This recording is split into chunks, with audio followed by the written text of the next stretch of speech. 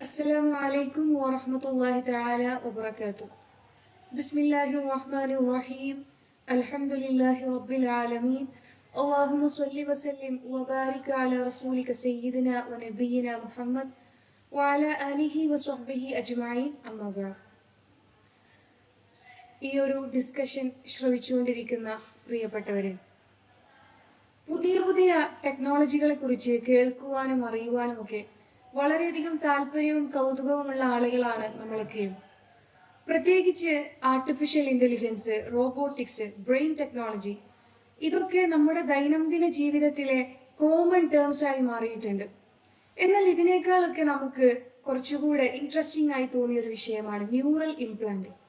ഇതാദ്യം കേട്ട സമയത്ത് ഒരുപാട് ക്വസ്റ്റ്യൻസ് നമ്മുടെ മനസ്സിലുണ്ടായിരുന്നു.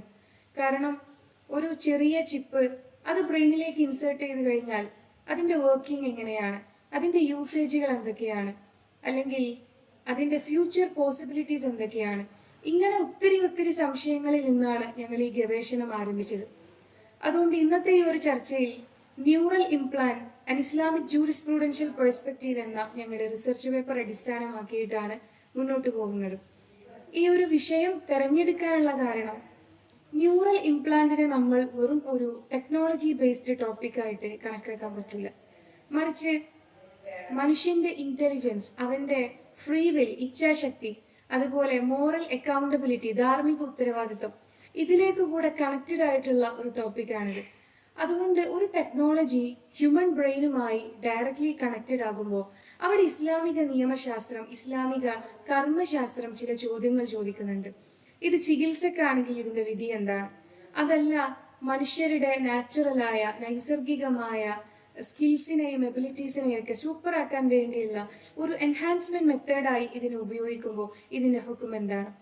ഇങ്ങനെയുള്ള ഒത്തിരി ചോദ്യങ്ങൾക്ക് ഖുർആനും ഹദീസും ഖവാഇദുൽ ഫിഖ്ഹും അതുപോലെ തന്നെ മഖാസിദു ശരീഅ അതുപോലെ ഉസൂലുൽ ഫിഖ്ഹ് ഒക്കെ അടിസ്ഥാനമാക്കിയിട്ട് ഉത്തരം കണ്ടെത്തുവാനുള്ള ഒരു ചെറിയ ശ്രമമാണിത്. ഇൻഷാ അല്ലാഹ് നമ്മുടെ പ്രധാന ചർച്ചകളിലേക്ക് കടക്കുന്നതിന് മുമ്പ് ചിലപ്പോൾ നമ്മുടെ ഓഡിയൻസിൽ തന്നെ ചിലർക്കെങ്കിലും എന്താണ് ന്യൂറൽ ഇംപ്ലാന്റ്, എന്താണ് ബ്രെയിൻ കമ്പ്യൂട്ടർ ഇന്റർഫേസ് എന്നത് അറിയാത്തവരുണ്ടാകാം.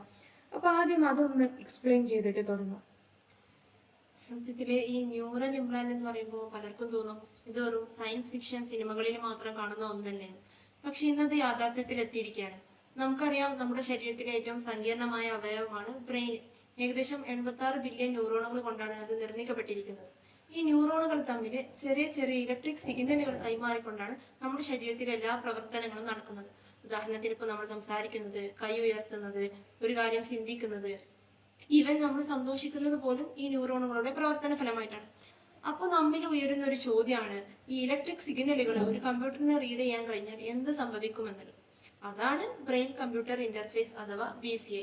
ഒരു മനുഷ്യന്റെ ബ്രെയിനും കമ്പ്യൂട്ടറിനും ഇടയിൽ നേരിട്ടുള്ള ആശയവിനിമയം സാധ്യമാക്കുന്ന സാങ്കേതിക വിദ്യയാണിത്. ഇവിടെയാണ് ന്യൂറൽ ഇംപ്ലാന്റ് എന്ന ആശയം കടന്നു വരുന്നത്. ന്യൂറൽ ഇംപ്ലാന്റ് എന്നത് തലച്ചോറിലെ ഒരു പ്രത്യേക ഭാഗത്ത് സ്ഥാപിക്കുന്ന ഒരു ഇലക്ട്രോണിക് ചിപ്പാണ്. ഈ ഇലക്ട്രോണിക് ചിപ്പ് ന്യൂറോണുകൾ സൃഷ്ടിക്കുന്ന ഇലക്ട്രിക് സിഗ്നലുകൾ വായിച്ച് അത് കമ്പ്യൂട്ടറിന് മനസ്സിലാകുന്ന ലാംഗ്വേജിലേക്ക് മാറ്റുന്നു.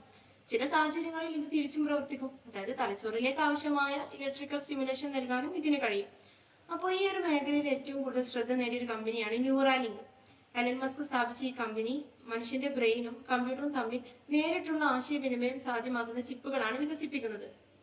ഈ ചിപ്പുകൾ മനുഷ്യന്റെ തലയോട്ടിയിൽ സ്ഥാപിക്കുന്നതിനായിട്ട് ചില സൂക്ഷ്മമായ ശസ്ത്രക്രിയകൾ നടത്തുന്നുണ്ട്. ഈ ശസ്ത്രക്രിയകൾ വളരെ കൃത്യതയോടെ നടത്തുന്നതിനായിട്ട് ചില റോബോട്ടിക് സംവിധാനങ്ങളും ഉപയോഗിക്കുന്നുണ്ട്. ഇപ്പൊ നമുക്കറിയാം, 2024 ലോകം മുഴുവൻ ശ്രദ്ധേയനായ ഒരു യുവാവാണ് നോലൻ ടർബോ എന്ന അമേരിക്കക്കാരൻ. ഒരു അപകടത്തെ തുടർന്ന് കഴുത്തിന് താഴെ പൂർണ്ണമായും തളർന്നുപോയ അദ്ദേഹത്തിന് സ്വന്തം കൈകൾ പോലും ചലിപ്പിക്കാൻ കഴിയാത്ത ഒരു അവസ്ഥയിലായിരുന്നു. ആ ഒരു അവസ്ഥയിലാണ് അദ്ദേഹത്തിന്റെ ബ്രെയിനിൽ ഈ ന്യൂറാലിങ്കിന്റെ ചിപ്പ് സ്ഥാപിക്കുന്നത്. ഈ ചിപ്പ് സ്ഥാപിച്ചതിന് ശേഷം അദ്ദേഹം തന്റെ കൈകൾ ഉപയോഗിക്കാതെ ചിന്തകൾ കൊണ്ട് കമ്പ്യൂട്ടറിലെ കേഴ്സർ നിയന്ത്രിക്കുകയും ചെസ് കളിക്കുകയും ഇന്റർനെറ്റ് ഉപയോഗിക്കുകയും ചെയ്തു. അതായത് അദ്ദേഹം ചിന്തിച്ചത് കമ്പ്യൂട്ടർ മനസ്സിലാക്കി പ്രവർത്തിക്കുകയായിരുന്നു. ഇത് മനുഷ്യരാശിക്ക് വളരെ വലിയ പ്രതീക്ഷ നൽകുന്ന ഒരു നേട്ടമാണ്. പക്ഷെ ഇവിടെ നമ്മൾ പ്രധാനമായിട്ട് ഒരു വ്യത്യാസം മനസ്സിലാക്കണം. അതായത് ഈ ന്യൂറൽ ഇംപ്ലാന്റിന്റെ ഉപയോഗം 2 തരത്തിലാകാം. ഒന്ന്, ചികിത്സയ്ക്ക് വേണ്ടിയിട്ടുള്ള ഉപയോഗം. ഉദാഹരണത്തിന് ഇപ്പോ ശരീരം തളർന്നു പോയിട്ടുള്ള ആളുകൾക്ക് ആശയവിനിമയം സാധ്യമാക്കുക, പാർക്കിൻസൺസ് രോഗത്തിന്റെ ചില ലക്ഷണങ്ങളൊക്കെ നിയന്ത്രിക്കുക, സംസാരിക്കാൻ കഴിയാത്ത ആളുകൾക്ക് ചിന്തകളിലൂടെ ആശയവിനിമയം സാധ്യമാക്കുക തുടങ്ങിയവ. ഇതിപ്പോ ഒരു മനുഷ്യന്റെ നഷ്ടപ്പെട്ട കഴിവിനെ തിരിച്ചെടുക്കുന്നതിന് വേണ്ടിയിട്ടുള്ള ശ്രമമാണ്. രണ്ടാമത്തതാണ് എൻഹാൻസ്മെന്റിന് വേണ്ടി. അതായത് ആരോഗ്യമുള്ള ഒരു മനുഷ്യന്റെ കഴിവിനെ സാധാരണ മനുഷ്യന്റെ പരിധിക്കപ്പുറം ഉയർത്തുക.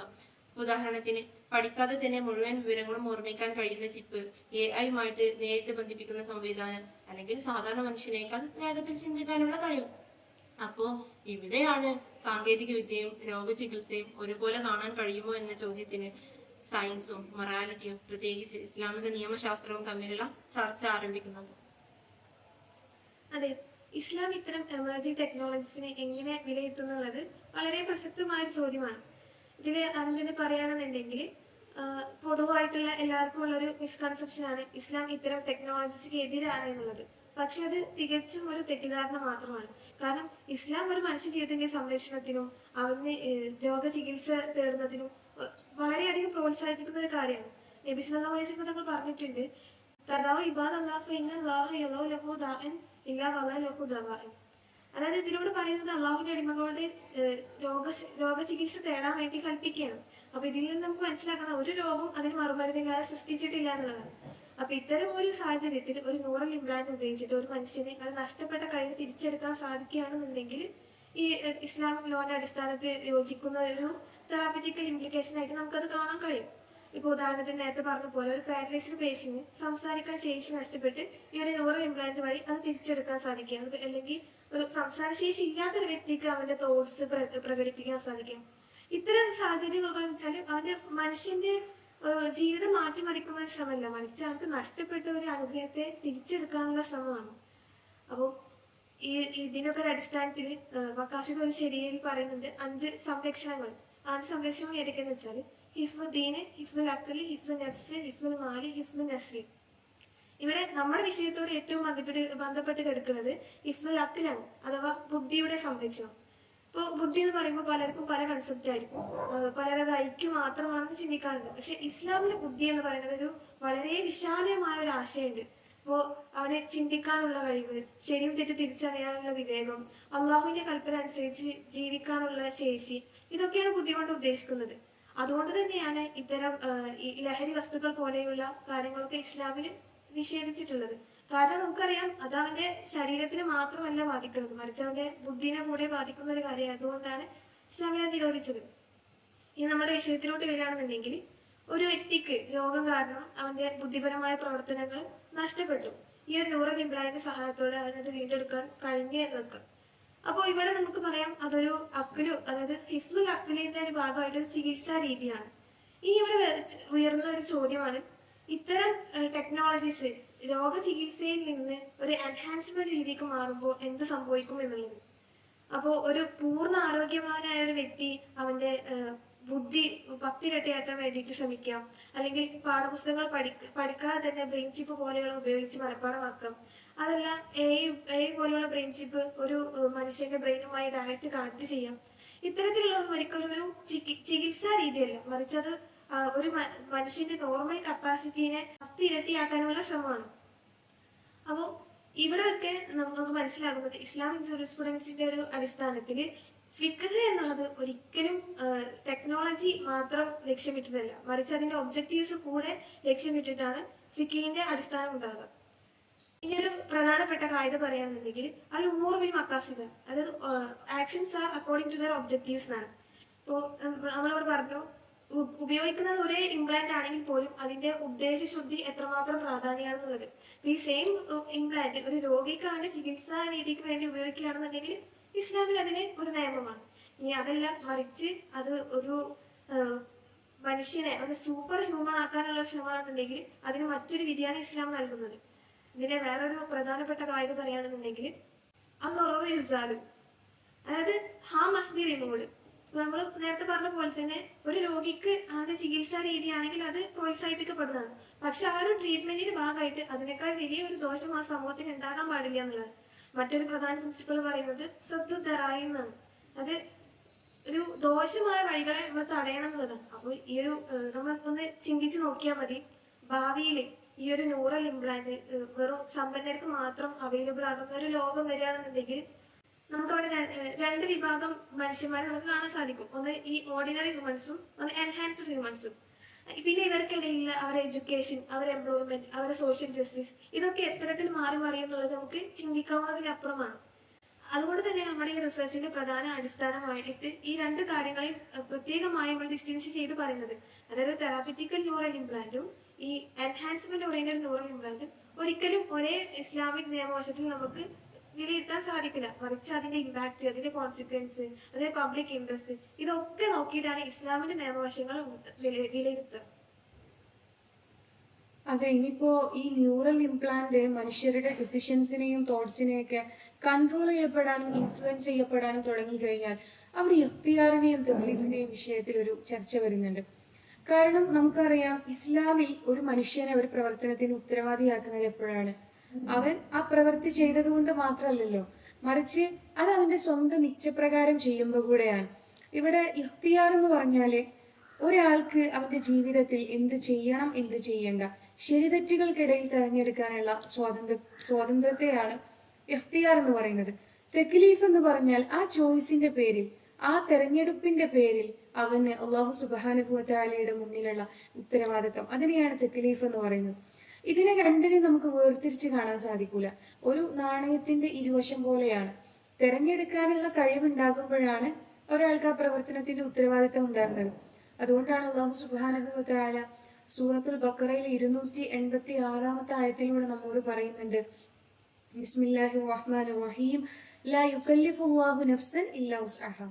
അതായത് ഒരു സോളിനും ഒരു ആത്മാവിനും അവന്റെ എബിലിറ്റിക്ക് അപ്പുറത്തുള്ള, അവന്റെ കഴിവിനപ്പുറത്തേക്കുള്ള ബാധ്യത അള്ളാഹു നൽകുന്നില്ല. ഫ്രീ വിൽ ഉണ്ടെങ്കിലാണ് മോറൽ അക്കൗണ്ടബിലിറ്റി ഉണ്ടാകുന്നത്.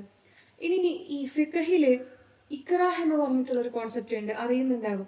അതായത് ഭീഷണിപ്പെടുത്തിയിട്ടോ, ഒരാളെ ഭീഷണിപ്പെടുത്തിയിട്ടോ അവനെ നിർബന്ധിപ്പിച്ചിട്ടോ ഒരു കാര്യം ചെയ്യിപ്പിച്ചാൽ അതിന്റെ ഉത്തരവാദിത്വം സാധാരണ സാഹചര്യങ്ങളിൽ ഉള്ളതുപോലെയാകൂല, മറിച്ച് അതിന്റെ ഉത്തരവാദിത്വം അടങ്ങുന്നത് ഈ ഭീഷണിപ്പെടുത്തിയവനിലേക്കാണ്. ഈ ഒരു കോൺസെപ്റ്റിനെ നമ്മൾ ന്യൂറൽ ഇംപ്ലാന്റിലേക്ക് ചേർത്ത് വായിക്കുമ്പോൾ, ഉദാഹരണത്തിന് ഒരാളുടെ ബ്രെയിൻ ചിപ്പ് മറ്റൊരാൾ ഹാക്ക് ചെയ്തു, അല്ലെങ്കിൽ എന്തെങ്കിലും സോഫ്റ്റ്വെയർ ഇഷ്യൂ കൊണ്ട് അവന്റെ കൺട്രോൾ പൂർണ്ണമായിട്ട് നഷ്ടപ്പെട്ടു കഴിഞ്ഞ് അവനൊരു കുറ്റകൃത്യം ചെയ്തു കഴിഞ്ഞാൽ അതിന്റെ ഉത്തരവാദിത്വം, അതിന്റെ റെസ്പോൺസിബിലിറ്റി ഈ ഹാക്കറിലേക്കാണ് മടങ്ങുന്നത്.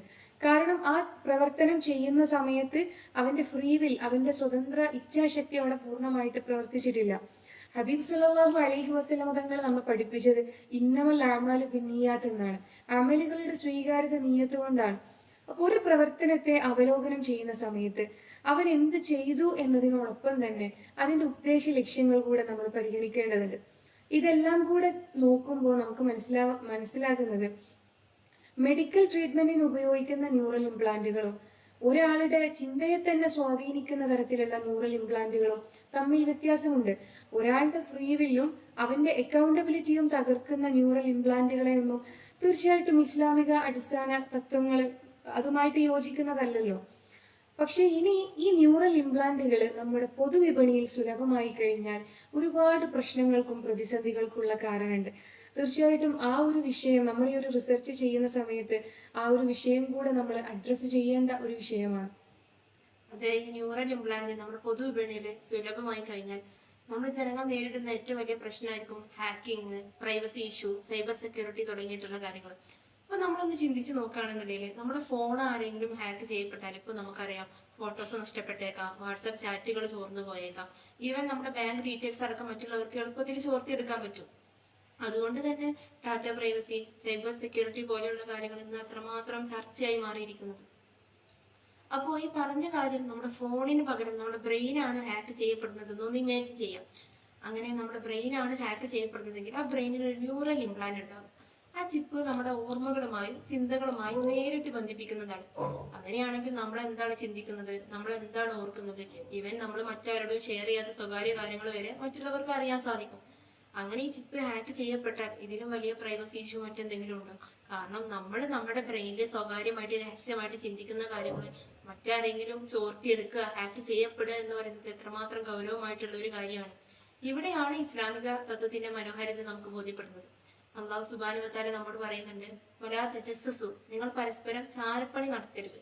ഇവിടെ ചാരപ്പണി ചെയ്യരുത് എന്ന് പറയുന്നത് മറ്റുള്ളവരുടെ വീട്ടിലേക്ക് ഒളിഞ്ഞു നോക്കരുത് എന്ന് മാത്രമല്ല അർത്ഥമാക്കുന്നത്, മറിച്ച് മറ്റുള്ളവരുടെ പ്രൈവസിയെ ബഹുമാനിക്കണം എന്നൊരു സന്ദേശം നമുക്ക് ഇവിടുന്ന് നൽകുന്നുണ്ട്.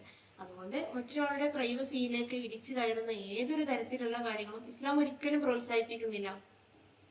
അപ്പോൾ ഇന്നത്തെ ഒരു സാഹചര്യത്തിലേക്ക് ഇതിനെ ചേർത്തി വായിക്കുമ്പോൾ ഒരാളുടെ ഫോണിലെ ഡാറ്റ മോഷ്ടിക്കുന്നത് തെറ്റായിട്ടുള്ള കാര്യമാണ് എന്നുണ്ടെങ്കിൽ അയാളുടെ ബ്രെയിനിൽ സൂക്ഷിച്ചിരിക്കുന്ന വിവരങ്ങൾ മോഷ്ടിക്കുന്നത് അത്രമേൽ വലിയ തെറ്റാണ്. അതുകൊണ്ടാണ് നമ്മുടെ ഒരു റിസർച്ചിൽ ന്യൂറൽ ഡാറ്റയെ വെറും ഒരു സാധാരണ ഡിജിറ്റൽ ഡാറ്റ മാത്രമായിട്ട് കാണാതെ ഒരു അമാനത്തായിട്ട്, അതായത് സംരക്ഷിക്കപ്പെടേണ്ട വിശ്വാസം എന്ന രീതിയിലാണ് മനസ്സിലാക്കുന്നത്. അപ്പോൾ ഒരാളുടെ പെർമിഷൻ കൂടാതെ അയാളുടെ ന്യൂറൽ ഡാറ്റ കളക്ട് ചെയ്ത് യൂസ് ചെയ്യുന്നതും ഷെയർ ചെയ്യുന്നതും മറ്റൊരാൾക്ക് വിൽക്കുന്നതും ഇസ്ലാമിക മൊറാലിറ്റിയുമായിട്ട് അംഗീകരിക്കുന്ന കാര്യമല്ല. അപ്പൊ ഈ പ്രൈവസി ഇഷ്യൂ പോലെ തന്നെ പ്രാധാന്യമുള്ള മറ്റൊരു വിഷയമാണ് ക്രിമിനൽ റെസ്പോൺസിബിലിറ്റി. ഇപ്പൊ ഒരു ഹാക്കർ ഒരാളുടെ ന്യൂറൽ ഇംപ്ലാന്റ് ഹാക്ക് ചെയ്തു എന്ന് കരുതും സപ്പോസ്. എന്നിട്ട് ആ ചിപ്പിന്റെ കൺട്രോള് ഈ ഹാക്കർ ഏറ്റെടുത്തതിന് ശേഷം ഇയാളെ കൊണ്ട് നിർബന്ധിപ്പിച്ച് ഒരു ബാങ്കിൽ നിന്ന് പണം മോഷ്ടിക്കാൻ പ്രേരിപ്പിച്ചു. അപ്പൊ ഇവിടെ ചെയ്ത കുറ്റത്തിന് ഉത്തരവാദി ആരാണെന്നൊരു വലിയ ചോദ്യമുണ്ട്. ഈ ചിപ്പ് ഉപയോഗിച്ച വ്യക്തിയാണോ, ഹാക്ക് ചെയ്ത വ്യക്തിയാണോ? ഇപ്പോൾ നമ്മൾ നേരത്തെ പറഞ്ഞതുപോലെ ഒരാൾ ഒരു പ്രവർത്തനം ചെയ്താൽ ആ പ്രവർത്തനത്തിന് ഉത്തരവാദിത്വം അയാൾക്ക് ലഭിക്കുന്നത് അയാൾ ആ പ്രവർത്തനം സ്വന്തം ഇഷ്ടപ്രകാരം ചെയ്യുമ്പോഴാണ്. അതുകൊണ്ട് തന്നെ ഇവിടെ ഇപ്പോൾ സ്വന്തം ഫ്രീ വില്ലോട് കൂടെ അല്ലെങ്കിൽ സ്വന്തം ഇഷ്ടപ്രകാരമല്ല അയാൾ ആ പ്രവർത്തനം ചെയ്തത്, മറിച്ച് ആ ഹാക്കർ നിർബന്ധിച്ചതുകൊണ്ടാണ്, ഇക്രാഹാണ് സംഭവിച്ചത്. അപ്പോൾ ഉസൂലുൽ ഫിഖ്ഹിന്റെയും ഇസ്ലാമിക നിയമ തത്വങ്ങളുടെ അടിസ്ഥാനത്തിൽ നോക്കുന്ന സമയത്ത് ആരെങ്കിലും ഇങ്ങനെ ഒരു കുറ്റകൃത്യത്തിന് നിർബന്ധിച്ചാൽ ഒരിക്കലും ആ വ്യക്തിയുടെ ഉത്തരവാദിത്വം നമുക്ക് അതേ രീതിയിൽ വിലയിരുത്താൻ പറ്റൂല, മറിച്ച് ആ കുറ്റത്തിന് ഉത്തരവാദിത്വം ആ ഹാക്ക് ചെയ്ത വ്യക്തിയിലേക്കാണ് മാറുന്നത്. അപ്പോ ഇത് ഒരു മനുഷ്യന്റെ ചിന്തയെ നിയന്ത്രിക്കാനോ നിരീക്ഷിക്കാനോ അല്ലെങ്കിൽ ഹാക്ക് ചെയ്യാനോ ഒക്കെ ഉപയോഗിക്കാൻ തുടങ്ങി കഴിഞ്ഞാൽ വളരെ സൂക്ഷ്മമായ രീതിയിൽ സമീപിക്കേണ്ട ഒരു വിഷയം തന്നെയാണിത്. ഇത് ഇബാദത്തിന്റെ കാര്യത്തിന് വളരെയധികം പ്രതിസന്ധി നേരിടുന്ന ഒരു കാര്യമാണ്. നമുക്കറിയാം, ഒരു സാധാരണ മുസ്ലിമിന്റെ ജീവിതം എടുത്തു നോക്കുകയാണെന്നുണ്ടെങ്കിൽ അവന്റെ ഈ ഒരു ന്യൂറൽ ഇംപ്ലാന്റ് അവന്റെ ദൈനംദിന ഇബാദത്തുകളുടെ ഭാഗമായാൽ എന്ത് സംഭവിക്കും എന്നുള്ളതാണ്. ഒരു ഉദാഹരണത്തിന് അത് നിസ്കാരം പൂർവ്വപ്പെടുത്തി കൊടുക്കുക, അല്ലെങ്കിൽ ഖുർആൻ മനഃപ്പാഠമാക്കാൻ സഹായിക്കുക, ഇത്തരത്തിലുള്ള കാര്യങ്ങളിലൊക്കെ ഇസ്ലാമിക് ജൂറിസ്പ്രുഡൻസ് എങ്ങനെ വിലയിരുത്തുന്നു എന്നുള്ളത് വളരെയധികം ചർച്ച ചെയ്യേണ്ട ഒരു കാര്യമാണ്. ഇപ്പോൾ നിസ്കാരത്തിന്റെ കാര്യം നോക്കുകയാണെങ്കിൽ നമുക്കറിയാം, ഇപ്പോൾ ഈ ഒരു ഡിജിറ്റൽ ലോകത്ത് വളരെ സുലഭമായ ഇത്തരത്തിലുള്ള നിരവധി ആപ്പുകൾ നമുക്ക് ലഭ്യമാണ്. അതുപോലെ തന്നെയാണ് ഈ ഒരു ന്യൂറൽ ഇംപ്ലാന്റ് ഒരു മനുഷ്യനെ ഡയറക്റ്റ് ആയിട്ട് ഘടിപ്പിച്ചിട്ട് അവനെ നിസ്കാര സമയങ്ങൾ ഓർമ്മപ്പെടുത്തുക എന്നുള്ളതാണ്. ഇവിടെ നമ്മൾ തിരിച്ചറിയേണ്ട ഒരു കാര്യം എന്താണെന്ന് വെച്ചാൽ ഒരിക്കലും അവന്റെ നിസ്കാരം ഈ ഒരു ചിപ്പ് നിർവഹിക്കുന്നില്ല, മറിച്ച് അവന്റെ റിമൈൻഡറുകൾ നൽകുക എന്നുള്ളതാണ്. അപ്പൊ അത് ഉസൂൽ ഫിഖിന്റെ അടിസ്ഥാനത്തിൽ നോക്കുകയാണെന്നുണ്ടെങ്കിൽ ഒരു പെർമിസിബിൾ അസിസ്റ്റീവ് ടൂൾ ആയിട്ട് നമുക്ക് കണക്കാക്കാൻ സാധിക്കും. കാരണം ഒരു സഹായോപകരണം ഉപയോഗിക്കുന്നതും ഒരു ഇബാദത്ത് നിർവഹിക്കുന്നതും രണ്ടും രണ്ട് കാര്യമാണ്. അപ്പോൾ ഇവിടെ അവന്റെ ഇബാദത്തിന്റെ സാധുത എങ്ങനെ വിലയിരുത്തും എന്നുള്ളത് ഒരിക്കലും ടെക്നോളജി അനുസരിച്ചിട്ടല്ല അവന്റെ ഇബാദത്ത് വിലയിരുത്തുക, മറിച്ച് അവന്റെ ഖുശൂ, അവന്റെ നിയത്ത്, അള്ളാഹുമായുള്ള ആത്മബന്ധം, ഇതൊക്കെ അനുസരിച്ചിട്ടാണ്. കാരണം നമുക്കറിയാം, നമ്മുടെ ഏതൊരു പ്രവർത്തനത്തിന്റെ മൂല്യം എന്നുള്ളത് ആ നിയത്തിന്റെ അടിസ്ഥാനത്തിലാണ്. ഈ ഖുർആൻ മനഃപ്പാഠമാക്കുന്നതിന്റെ കാര്യം പറയുകയാണെന്നുണ്ടെങ്കിൽ ഒരു ഹാഫിലിന്റെ ജേർണി ചിന്തിച്ച് നോക്കിയാൽ മനസ്സിലാകും. അത് അവന്റെ വർഷങ്ങളോളമുള്ള കഷ്ടപ്പാടും അവന്റെ ത്യാഗം, അവന്റെ ക്ഷമ. ചുരുക്കത്തിൽ പറയുകയാണെന്നുണ്ടെങ്കിൽ ഈ ഖുർആൻ മനഃപ്പാഠമാക്കുന്നത് വെറും ഒരു ഇൻഫോർമേഷൻ സ്റ്റോറേജ് അല്ല, മറിച്ച് അതിന്റെ ഒരു സ്പിരിച്വൽ ജേർണി കൂടിയാണ്. ഇവിടെയാണ് നബി സല്ലല്ലാഹു അലൈഹി വസല്ലം തങ്ങൾ ഒരു മനോഹരമായ കാര്യം പഠിപ്പിക്കുന്നത്. അൽ മാഹിറു ബിൽ ഖുർആന മാ സഫറത്തി കിറാമിൽ ബററ വല്ലദി യഖ്റഉൽ ഖുർആന വയതതതൗ ഫീഹി വഹുവ അലൈഹി ഷാഖു ലഹു അജ്റാൻ. അതായത് ഖുർആൻ പാരായണം ചെയ്യാൻ പ്രയാസം അനുഭവിക്കും, അതിന് പരിശ്രമിക്കുകയും ചെയ്യുന്നതിന് രണ്ട് കൂലി ഉണ്ടെന്നല്ല. അവന് മനഃപ്പാഠമാക്കിയ കൂലി, മറ്റൊന്ന് അവൻ അതിനു വേണ്ടി പരിശ്രമിച്ചതിന്റെ കൂലി.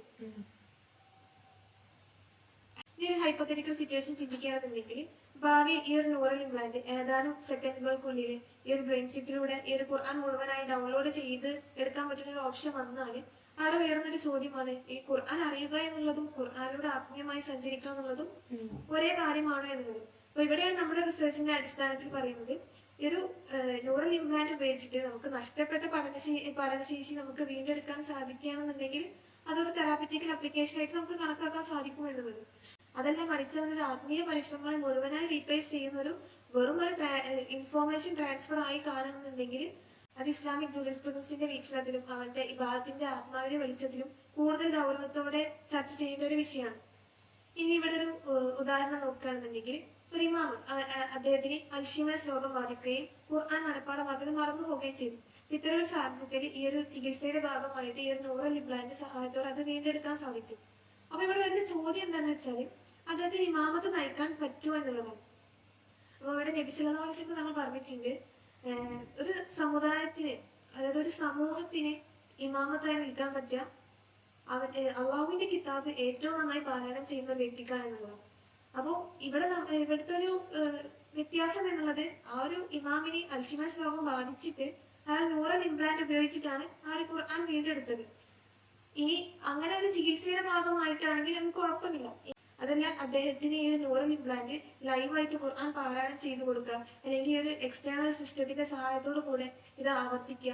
ഇത്തരം ഒരു സാഹചര്യത്തിൽ ഈ വിഷയങ്ങൾ ക്ലാസിക്കൽ ഗ്രന്ഥങ്ങളിൽ നേരിട്ട് മെൻഷൻ ചെയ്ത് പറഞ്ഞിട്ടില്ല. ഇപ്പൊ ഈ ഒരു ഭാവിയിൽ ഈ ഒരു ടെക്നോളജി ഇബാദിനെ അസിസ്റ്റ് ചെയ്യുന്നതിൽ നിന്ന് റീപ്ലേസ് ചെയ്യാൻ തുടങ്ങുകയാണെന്നുണ്ടെങ്കിൽ നമ്മുടെ ഈ ഒരു റിസർച്ചിന്റെ അടിസ്ഥാനത്തിൽ പുതിയൊരു ഇജ്തിഹാദ് ആവശ്യമായി വരും.